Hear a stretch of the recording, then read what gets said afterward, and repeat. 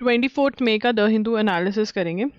चलिए स्टार्ट करते हैं। 24 मई, SC refers UAPA bail curbs question to larger bench। So UAPA के अंदर क्या हो गया है कि UAPA में कहते हैं कि भाई even if trial is going on and jail के अंदर एक इंसान बहुत देर तक बैठा है, हम बेल नहीं देंगे। This has been the judgement in Umar Khalid वाले केस में, जो कि दिल्ली राइट्स में इन्वॉल्व था।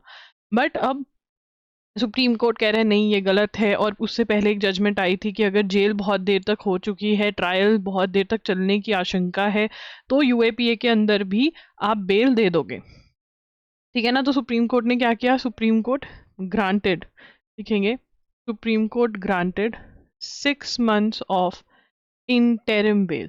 What is interim? इंटरिम का मतलब होता है temporary. Interim bail to two accused in 2020 Delhi riots case. तो दो जो अक्यूज्ड हैं दिल्ली राइट्स केस में, उनको इंटरिम के ऊपर क्या लिखेंगे? टेम्परेरी बेल जो है वो ग्रांट कर दी है, ठीक है ना, 2020 दिल्ली राइट्स केस में। एंड उन्होंने ये क्वेश्चन भी पुट किया है, referred to a larger bench the question of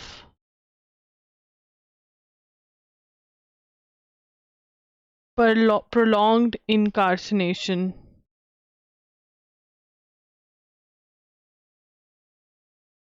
and delay in trial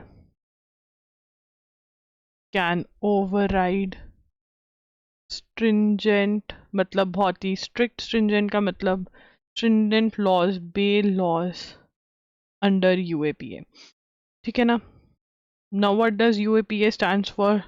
UAPA is unlawful activities prevention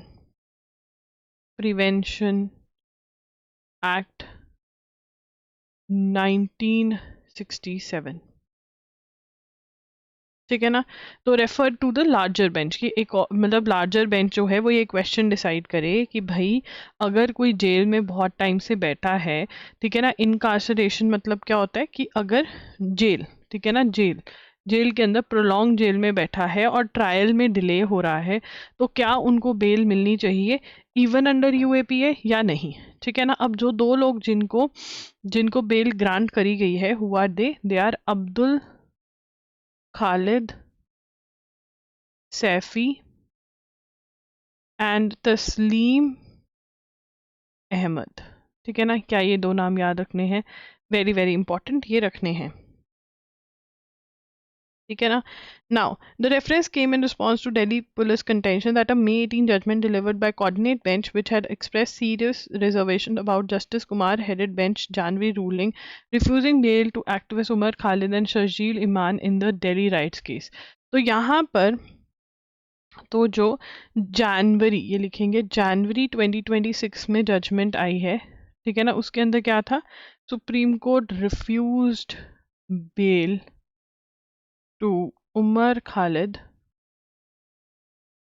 and Sharjeel Imam, but we need to also remember, as far as I remember, ठीक है ना, even you should remember that इसके अंदर इन दोनों का larger role था, ठीक है ना। But there were people who were granted bail under UAPA also, okay, that they have not written though, ठीक है ना। बट आई रिमेंबर, तो जनवरी के अंदर ये हुआ था, they were refused to be given bail under UAPA, but a lot of people were granted bail, they were not granted because special इनके ऊपर, मतलब इनके स्पेशल कार्यक्रम इन्होंने किए थे in the Delhi riots, that is why, okay, we need to remember they can be a question.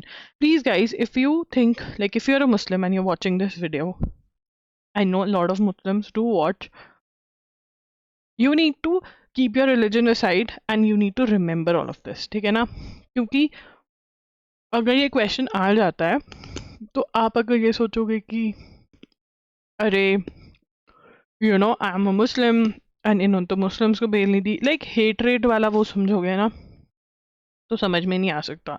Like lot of people send hate to me to emails that oh why did you say this that.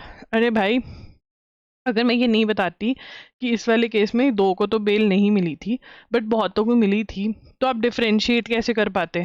हाँ, तो मैं तो अपना पढ़ाने का काम कर रही हूँ और साथ साथ मैं कुछ खा भी रही हूँ। एनर्जी, मैं तुम्हें फ़ोटो शेयर करूँगी अगर तुम्हें उनके बारे में पता है तो। I love this fruit but this is not very very easily available, फालसे बोलते हैं, एंड इसका पेड़ लगा हुआ है एंड आई लव इट। छोटे छोटे से होते हैं बेर जैसे। चलो, now supreme court recalls harsh remarks made over textbook row. अब सुप्रीम कोर्ट को बड़ा गुस्सा चढ़ा था कि भाई हमारी बेइज्जती कर दी एनसीईआरटी वालों ने। अब सुप्रीम कोर्ट रिकॉल कर रही है, recalls harsh remarks made over textbook row. तो कोई मुझे बता सकते हैं कौन सी टेक्स्ट बुक में करप्शन ऑफ जुडिशरी के बारे में बात हुई? क्लास 8th की एसएसटी की बुक, एनसीईआरटी सीबीएसई की जो बुक थी उसमें चैप्टर डाला करप्शन, जुडिशियल करप्शन पे, जुडिशियल करप्शन पे। तो जुडिशरी को मिर्ची लग गई। यार करप्शन तो फिर जुडिशरी में है ना कि बच्चों को सच मत बताओ, उनको बोलो कि बेटा अगर तुम्हारे साथ गलत होगा तो तुम्हें जस्टिस मिलेगा। और जैसे कांताबेन का बेटा उनके ही सामने केस लड़ रहा है, अगर तुम्हारे यहाँ पे भी ऐसे ही हुआ, we need to tell our kids the truth, right? या we can not give them blurry dreams. At least I won't. Now I'll make sure whenever, if ever I have a kid in class 8th only, I tell them about judicial corruption in detail. Right, myself. चलो मजाक अपनी जगह, जल्दी कर लेते हैं। The Supreme Court on Friday recalled observations made in an order blacklisting. Now recall किया, क्या order recall किया? Recalled order जिसमें क्या था? Blacklisting 3 educators, ठीक है। और ये 3 एजुकेटर्स कौन थे जिन्होंने ये टॉपिक पे लिखना चाहा? ठीक है ना, एक तो है माइकल दानिनो, ठीक है, एक है सुपर्णा दिवाकर नहीं, एंड आलोक प्रसन्ना कुमार। तो प्रसन्न कर दिया आलोक कुमार को, ठीक है ना, दीज 3। तो इनके ब्लैक लिस्टिंग कर दी थी। ब्लैक लिस्टिंग में क्या बोला था कि भाई इनको कोई भी इंगेज मत करना, ठीक है ना। तो ब्लैक लिस्टिंग करी थी इनकी और कहा था deliberate misrepresentation to tarnish the judiciary. मतलब जुडिशरी की जो इज्जत है, ठीक है ना, उसको जानबूझ के ये गंदे में दिखाना चाहते थे। तो अगर जानबूझ के दिखाना भी चाहते थे तो बच्चों को सच बता रहे थे तुम्हारे बारे में। पता नहीं तुम्हें इतनी इतनी दर्द हो गई, मतलब मुझे हंसी आ रही है कि जुडिशरी खुद ही अपनी बेइज्जती करवा रही है। Had approach the top court for deletion of portions in March 11 an order which accuse them of distortion project negative image of Indian judiciary before students. और इन्होंने बोला था, क्या लिखा हुआ था, not to associate with them anymore, ठीक है ना, with the judicial government, even as the government orally conveyed a determination not to associate, the conclusive opinion should not, हाँ, we have also set aside, और direction थी, direction that nobody should engage your clients, हाँ, क्योंकि वो हमारी बुराई करते हैं, है ना। बुआ चाचा मासी मामा के साथ बात मत करो क्योंकि वो हमारी बुराई कर रहे हैं। वाओ, रिमूव्ड, ठीक है ना। और तुम्हारे वो जस्टिस यशवंत वर्मा के बारे में बात कर लेनी थी, वो बेचारा चला गया पैसे पूसे लेके, उसको तो पैसे भी नहीं मिले, उसके पैसे जल गए। SC ask panel to review cartoons in textbooks. अब इनको कार्टूनों से भी प्रॉब्लम हो गई है। तो जो सॉलिसिटर जनरल तुषार मेहता है वो कह रहे हैं कि टेक्स्ट बुक में कार्टून्स क्या कर रहे हैं, ठीक है ना, हटाओ इसको। तो अब इसके ऊपर भी एक कमेटी बनी है, तो पढ़ेंगे क्या है ये। Smart border project set to make frontiers impregnable, ठीक है ना, कि अंदर ही नहीं कोई घुस सके। तो क्या बना रहे हैं, smart border concept, smart border concept to make frontiers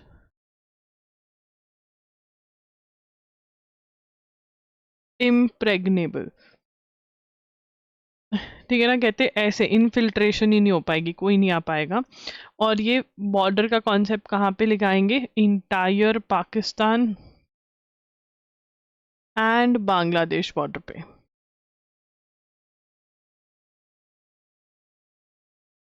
ठीक है ना। ये उसके बाद birth rate, infant deaths fall in India, ठीक है ना। तो यहाँ पर sample registration survey, that is SRS 2024, ठीक है। इसमें क्या बताया गया है, इसके अंदर बताया गया है कि हमारा जो बर्थ रेट है, ठीक है, इन्फेंट मतलब जो बच्चे होते हैं छोटे छोटे नन्हे मुन्ने, ठीक है ना, दैट्स फॉल इन इंडिया, ठीक है ना। तो बर्थ रेट मतलब बच्चे कम ही पैदा हो रहे हैं, और जो पैदा हो रहे हैं वो मर नहीं रहे हैं, which is good. Okay, now India ने क्या बोला है, इन्होंने क्या बोला है, that death rate is down, latest estimate birth rate has fallen. अब यहाँ पे लिखेंगे birth rate has fallen between 2014 and 2024, and death rate is down, ठीक है ना। और जो इन्फेंट डेथ रेट होती है उसको क्या बोलते हैं, IMR, that is infant mortality rate, ठीक है ना, इन्फेंट मॉर्टैलिटी रेट, ठीक है। उसके बाद द कंट्रीज बर्थ रेट, ये पूरा नोट करेंगे। बर्थ रेट, लाइव बर्थ्स पर 1000 population fell from 21 into 2014 to 18.3 2024, while the death rate is down from 6.7 to 6.4, ठीक है ना। तो ये सारा हम नोट करेंगे, this is very very important, you cannot miss out on this, please note. And then Kerala and Tamil Nadu जो हैं वो लीडिंग स्टेट्स हैं, बहुत ही अच्छा कर रही हैं वो, ठीक है ना। और केरला का IMR जो है वो सिंगल है, the lowest in the country, तो ये भी हम नोट करेंगे, ठीक है। उसके बाद आगे चलेंगे, homeland abroad. Prime minister Narendra Modi tour to UAE and Europe, the Netherland, Switzerland, Sweden, Norway, Italy had a multi-pronged agenda। तो यहाँ पर इंडिया नॉर्डिक समिट भी हुई, India Nordic 2025 summit was cancelled because of Pahalgam attack and conflict, ठीक है ना। The India और फिर क्या हुआ हमारे बीच में, इंडिया EFTA ट्रेड अग्रीमेंट, ठीक है ना, केम इन टू फोर्स इन 2025।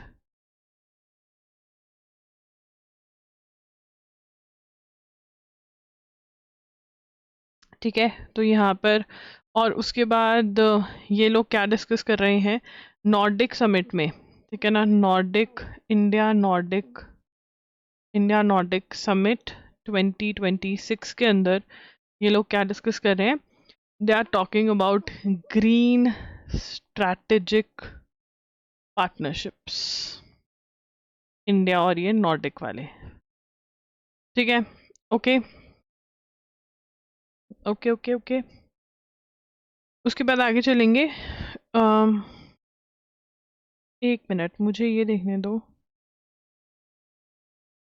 ठीक है। In just a few days cockroach Janata party बन गई है, ठीक है ना। अब कॉकरोच जनता पार्टी जो है उसके जो फाउंडर हैं वो आपसे रिलेटेड हैं, ठीक है। तो kind of a leftist movement, right. Cockroach Janata party, ये हम पढ़ चुके हैं कॉकरोच जनता पार्टी के बारे में। Now Tulsi Gabbard, Tulsi Gabbard is has resigned, लिखेंगे Tulsi Gabbard resigned as US President Donald Trump's Director of National National Intelligence. This is very important. She's the fourth cabinet official to depart during Mr. Trump's second term. Fourth cabinet official to depart during Mr. Trump's second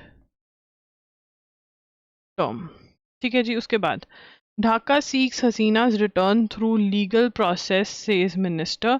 तो यहाँ पे ढाका जो है extradition चाह रहा है शेख हसीना का। What is extradition? जब आप ए कंट्री में ऑफेंस करके बी में भाग गए हो, तो अब बी कंट्री को आप कह रहे हो कि इस बंदे को हमें दे दो ताकि हम इनका ट्रायल कर सकें, हम इनको पनिश कर सकें। ठीक है जी। अब आगे चलेंगे।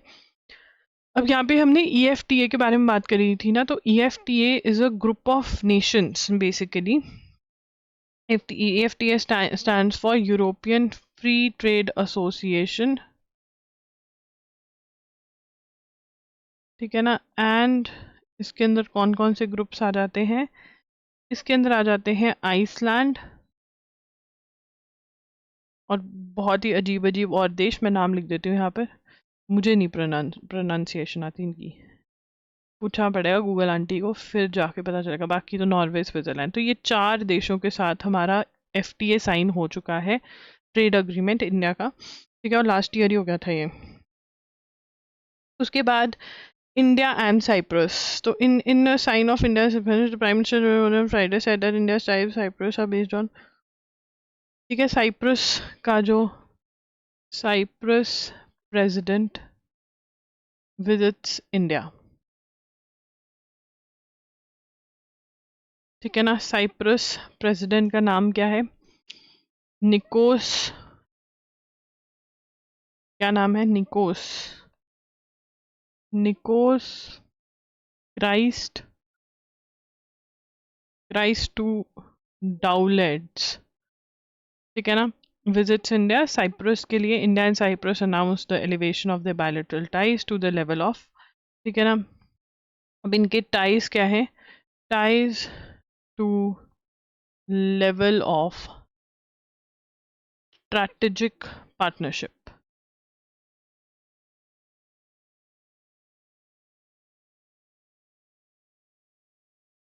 ठीक है ना। तो और इन्होंने डिफेंस कोऑपरेशन में भी कर रहे हैं। अब हम साइप्रस की साइड क्यों ले रहे हैं? हम साइप्रस के साथ क्यों खड़े हुए हैं कि साइप्रस तुम आगे बढ़ो, हम तुम्हारे साथ हैं? क्योंकि साइप्रस और तुर्की की नहीं बनती। तुम समझ रहे हो? Two best friends having a common दुश्मन, इससे अच्छी फ्रेंडशिप तो दुनिया में हो ही नहीं सकती। तो मतलब साइप्रस और इंडिया की फ्रेंडशिप क्यों बन रही है? क्योंकि ये टर्की से नहीं बनती, इनकी टी वॉर टर्की से नहीं बनती है। अगर दोनों देशों का कॉमन एनिमी हो, मजा आ जाता है ना उस दोस्ती में, चुगली करने में। तो या तभी ये दोनों खुश है। देखो ये कितना खुश है, चुगली कर रहे थे कि टर्की तो ऐसा है, टर्की ने पाकिस्तान को ये दिया था, समझ रहे हो। तो all of it is planned.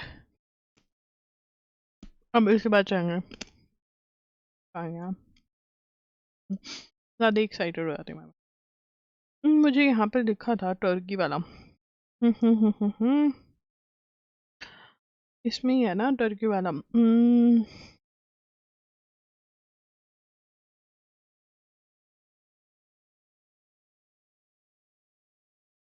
So guys, I need to find it out because मैंने पढ़ा तो था और मार्क भी क्या होगा मैंने। So yes, so Turkey and Cyprus are not at all good friends because Turkey says that Cyprus, north of Cyprus, is a separate state. Okay, यहाँ पर है ये, here is it. यहाँ से पढ़ो. Look, so yes. So क्या है यहाँ पर? That we respect the sovereignty and territorial integrity of all the countries. India is totally committed to these principles and will remain so in the recognizes as a separate state. In the separate state, नहीं मिल पा रहा है, कहाँ गया Turkey वाला? I'm not able to find. I'll try to read the entire separately and then tomorrow we'll try to do it. Okay. ये देखो, ये है. Now, India-Cyprus relationship to energize IMEC project and will also restructure the security architecture of the Eastern Mediterranean, where Turkey is an active player because of its stakes in Northern Cyprus. ठीक है ना? तो northern Cyprus को Turkey जो है वो अलग country मानता है, बट साइप्रस उसको अपना पार्ट मानता है. तो इसीलिए India and Cyprus are two friends. Okay, now India and Cyprus have a common दुश्मन which is Turkey. Okay, this is very very important. Common enemy लिखेंगे, कॉमन एनिमी. ठीक है, common enemy which is the country which is common enemy, Turkey. ठीक है ना? तो दोनों का दुश्मन एक है. ठीक है ना? तो आईमीक प्रोजेक्ट पे भी ये दोनों चाह रहे हैं कि ये आईमीक प्रोजेक्ट जो है वो आगे बढ़े. Now what does IMEC stand for? It stand for India Middle East Europe economic corridor. ठीक है ना? ठीक है, अब इससे क्या होगा? ये ट्रेड का कॉरिडोर है और कनेक्टिविटी इसकी बनेगी जो बाईपास करेगा. ठीक है ना? Connectivity while bypassing Suez Canal. ठीक है, अब हमें समझ में आ रहा है in today's day and time why we need alternative routes, because look, Strait of Hormuz, we never thought this can happen. ठीक है, हमेशा ईरान हमें धमकियां दे रहा था, वर्ल्ड को धमकियां दे रहा था, मैं ये कर दूंगा, मैं वो कर दूंगा, बट नो वन न्यू कि एक्चुअल में ये होगा. ठीक है, बट ये एक्चुअल में हो गया.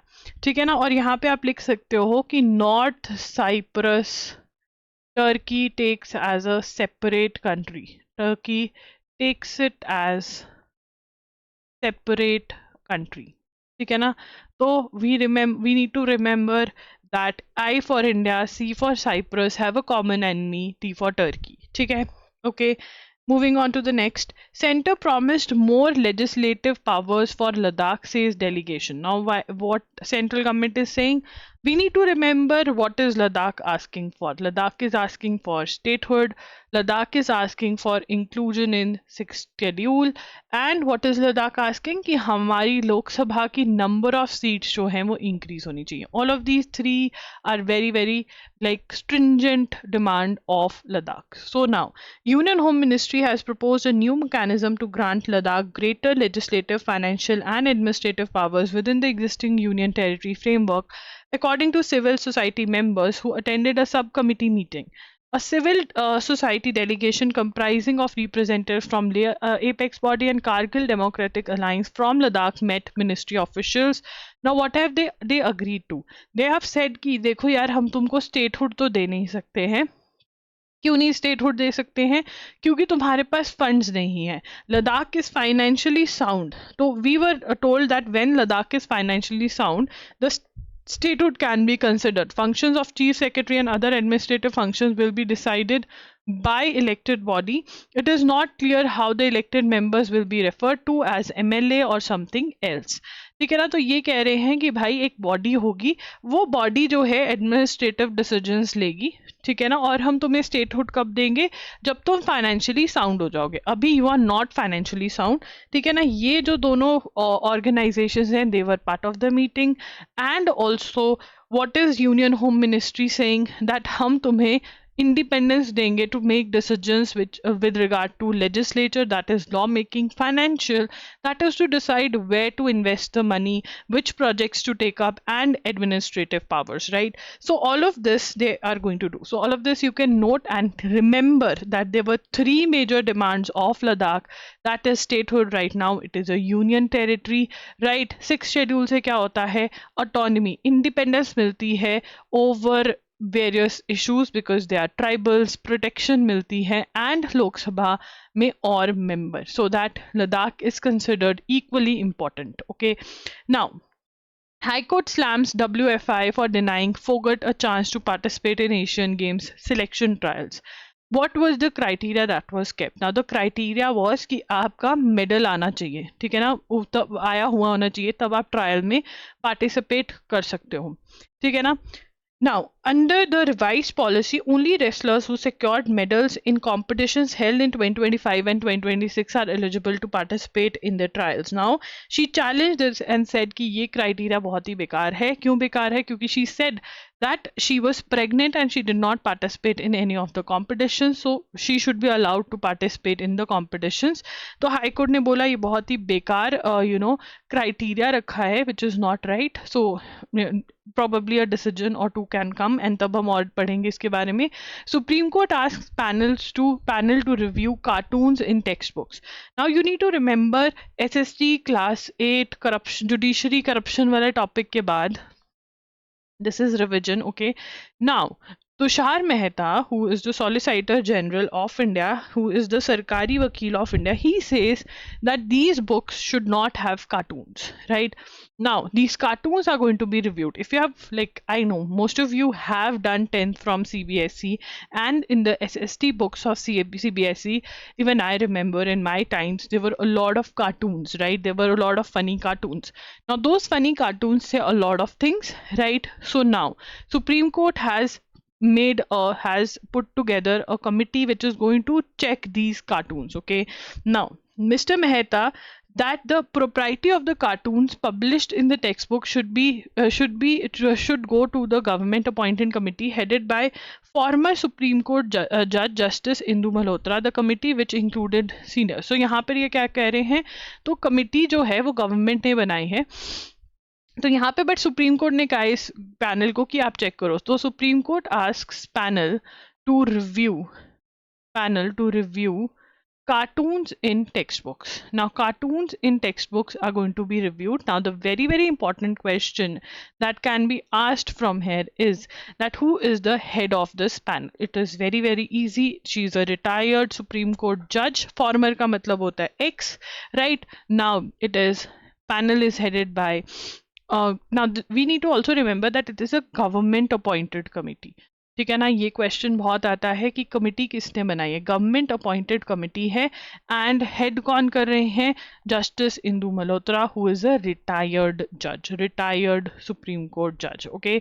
Now in 2020 judgement, Indivili Creative versus State of West Bengal had flagged satire's unique ability to quickly and clearly make a point and facilitate understanding in ways that other forms of communication and expression often do not. The court had argued that choking freedom of expression stifled debate and endangered the stability of the community. तो इसमें क्या कहा था कि जो cartoons होते हैं वो बहुत बातें कह देते हैं जो हम बोलकर या किसी और मीडियम से नहीं कह सकते. सो कार्टून्स भी इक्वल रोल प्ले करते हैं. तभी सुप्रीम कोर्ट ने क्या कहा है कि जो कार्टून्स बने हुए हैं टेक्स्ट बुक्स में, आप उसको चेक करवाइए, आप उनको रिव्यू करवाइए. और इसमें ऑब्जेक्शन सबसे ज्यादा किसने क्रिएट करी, ठीक है ना, who said that text book में कोई भी स्पेस नहीं है कार्टून्स की.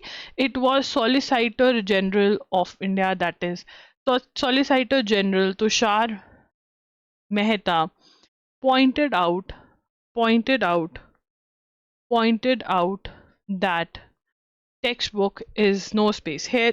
This you have to note, okay, कि टेक्स्ट बुक में कार्टून्स की कोई स्पेस नहीं होनी चाहिए, okay. So that's that for today. Please do subscribe to एजुगिरी YouTube channel, do like the video, do comment कि आपको सेशन कैसा लगा. If there is any topic जो आपको नहीं समझ में आया है तो comment down below, I will pick up that topic again. And yes, with regard to the Turkey one, I'll try to make sure that we read up more on this कि इनकी दुश्मनी कॉमन कैसे है, right? That's it. Thank you for watching. Bye bye and take care.